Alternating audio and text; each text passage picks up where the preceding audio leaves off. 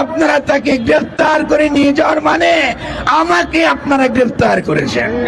আর সে অঙ্গীকার যদি আপনারা রক্ষা করতে চান, তাহলে সবচেয়ে গুরুত্বপূর্ণ হলো মানুষের ব্যক্তির মর্যাদা, ব্যক্তির অধিকার, তার কথা বলার অধিকার, তার সাংস্কৃতিক অধিকার, তার বিভিন্ন বিষয়ে তার মত দেবার অধিকার নিশ্চিত করা।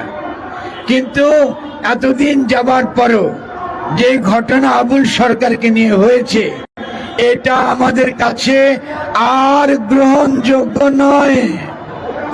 আমরা সরকারকে বলতে চাই, আপনাদেরকে আমরা যথেষ্ট সময় দিয়েছি এবং আমরা যখন আপনারা ইতিবাচক ভূমিকা পালন করেছেন, ফকির লালন শাহকে যখন জাতীয়ভাবে মর্যাদা দিয়েছেন, আমরা আপনাদের পেছনে থেকেছি, আপনাদেরকে অভিনন্দন জানিয়েছি।